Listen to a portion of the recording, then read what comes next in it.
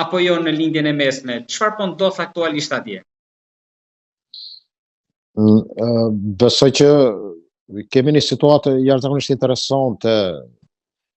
Edhe zyrtarisht nuk kemi një arpushim zyrtar që ka hyrë në fuqi. Edhe pse më duket që amerikanët dhe Irani nuk kanë shkëmbime goditje apo kundërgoditje. Më duket pashtu edhe që pala izraelite nuk ka goditur në territorin e shtetit iranian.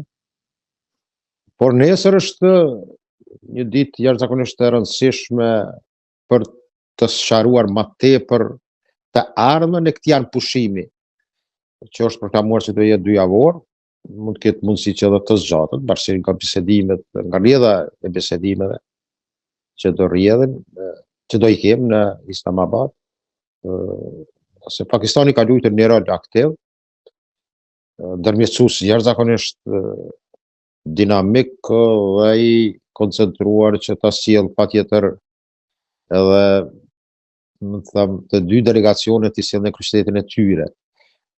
Besoj prapë atyre ka ndikuar ndoshta edhe faktorë tjerë, të cilët kanë qenë të involvuar, sidomos ka qenë një katërkëndsh, të them, që nga Turqia, Egjipti, pastaj Arabia Saudite, por me sa duket një rol të rëndësishëm ka dhënë edhe Kina, e cila ka qenë ajo që ka pasur influencë bukur të madhe që ta bindë Iranin që të filloj me bisedime dhe ato 10 pikat e iranianëve të merren si bazë.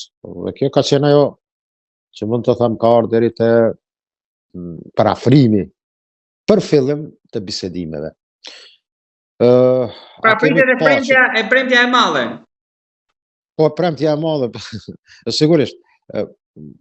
A ka mundësi që të ketë një paqë të gjatë në lindjet e mesme, është pikë pyetje, nga se gjithë burimi i problemit qëndron të një paqëtim në raportet tash të tejkaluara, mund të them, mes arabëve, të cilët dorën në zemër rreth i shteteve arabe nuk e ka fuqinë dhe ndoshta nuk e ka dhe dëshirën të përketi përkujdesje më realiste për çështjen palestineze. Paramendoni zoti Balla, po që se për një moment Egjiptin, Arabinë Saudite, po flas 2 vendet nga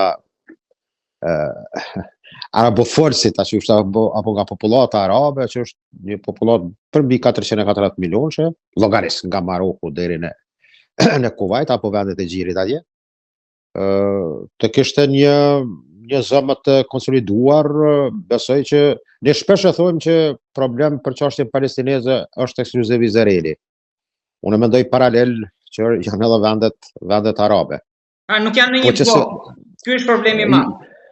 Po, nuk e kam mohabetin që të jenë ata që do hyjnë dhe të shkaktojnë kaos, mund të them, jo vetëm në lindjet e mesme, por mund të jetë problematike, po që se ka 22 vende arabe konsolidohen dhe hyjnë në një konflikt armatosur, por e kam fjalën që ka mundësia tyre që të ketë një zgjidhje mes 2 shteteve, për 2 shtete në tokën historike të Palestinës, mes Izraelit dhe shtetit palestinez, do ishte shumë afër. Por e mora kontekstin historik dhe të burimit ku është problemi. A do kemi paqe? Besoj është e brisht, për arsyet janë të shumta, është edhe sidomos kemi me një çështje kyçe që mund të jetë probleme dhe çështja e një pepelini apo gasjellësit të ri që po përflitet më të madhe për të kaluar në përshkretire në Arabi Saudite dhe për të ardhur deri në qytetin atje të jugut afër rripit të Gazës, Ashkelonin. Dhe kjo, them drejtën, ky gasjellës i tillë është një lloj drurine e asaj që ka për shembull gasjellësi i Rusit, i cili kalon për Ukrainë, pastaj në vendet mund të them aty borsit e Vishegradit që pastaj hyn deri në Hungari. Kjo formë e tillë do aplikohet dhe më duket që shkaqet do jenë shumë dimensionale, nga se lufta sot bëhet për naftë dhe për minerale të rralla. Dhe kjo tregon që një anëpushim i tillë mund të arrihet vetëm po që se ekziston një vullnet real, i sinqert, me principe të qarta në raportet amerikano-iraniane. Besoj që do kemi një qartësim, edhe pse iranianët kanë hezituar për disa klauzula të cilat nuk po respektohen qysh në fillim të propozimit, nga se Izraeli ka goditur Libanin, sepse iranianët me qëllim kanë futur në një pikë që anëpushimin nënkupton përfshin edhe Libanin, që mos ketë goditje të Izraelit në këtë vend, por ja që dje kemi pas një katrahur jashtëzakonisht sepse kanë mësuar shumë civil. Bile mendoj pjesa ku është goditur, është pjesë që nuk ka të bëjë shumë me aktivitetet apo shtrirjen e popullatës shiite që i takon asoj ndarjes sektare për brenda kryeqytetit Beirutit. Zoti Bilali, mendoni që Izraeli ka dalë Amerikës nga kontrolli? Divergjenca pak a shumë kemë, sepse Amerika është fuqi e cila ka në prioritet interesat e veta, strategjinë e vetë në politikën e jashtme. Në fakt nuk po e ndal dot në Liban, këtu e kanë fjalën që sa u arrit anëpushimi e nisi andej. Më duket gjithë vend me arritjen e tij në Pakistan, ka deklaruar mbram që kërkon nga Irani që të mos prish ta quaj kështu fillimin, fazën fillestare për shkak të Libanit, për shkak të goditjeve izraelite. Nuk e di me thonë drejtën çka nënkupton me këtë, nga se ka fjalë që thuhet që amerikanë nuk kanë dakorduar për çështjen e Libanit, që të ketë ky anëpushim i tillë i përket edhe kësaj pjese e cila realisht dhe logjikisht duhet të hyjë në komplet në paketë. A ka ndikim Trumpin e këtë rast apo amerikanët? Është deklarativisht edhe vetë politika, sidomos ajo qeveritare amerikane, deklarohet në shumë raste që bazat themelet e shtetit amerikan janë judokristiane.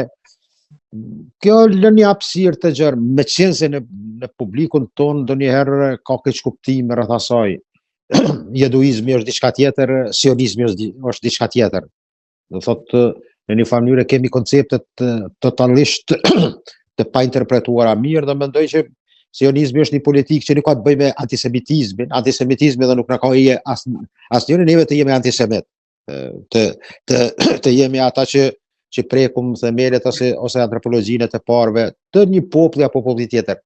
Që mendoj që realisht një lloj antisemitizmi kur mund të jetë edhe antisemitizmi kundër arabëve në këtë rast, sepse një lloj origjine thuja të përbashkët kanë, nëse flasim nga aspekti profetik i babas të gjithë profetëve, mund të them, siç është Abrahami apo Ibrahimi.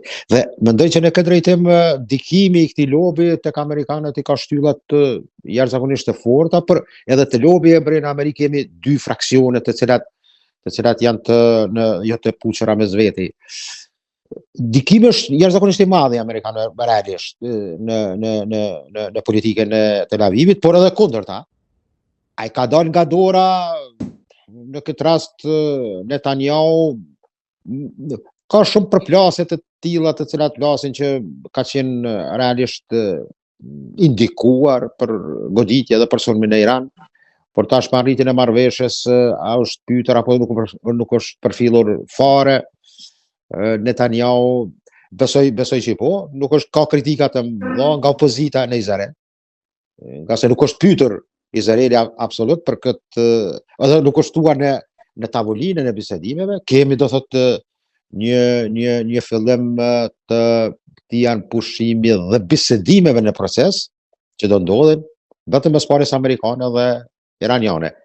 Këtu më duket që ka ndonjë që thash interesat janë të ndryshme mes amerikanëve në lindje e në mesme përgjithësi dhe Izraelit, i cili me duket që ka një politikë agresive dhe jo me koncept të qartë, nga se bombardimet e tilla janë në fatkeqe edhe për vetë konceptin e shtetit të Izraelit, nga se krijon mund të them drejtën një vrull apo ngrit tensione të reja dhe mund të kemi pasoja jo vetëm për proksin që nga Libani dhe Iraku, dhe Jemeni, por mund të ndodhë që situatat e tilla të gravojnë pastaj me konflikte që mund të përfshin edhe Egjiptin, pashtu edhe Sirinë, kemi një çështje jashtëzakonisht e komplikuar ku trupat përpos pjesëve druze atje që kanë shkelë territorin e Republikës Arabe të Sirisë, dihet nga lufta 6 ditore e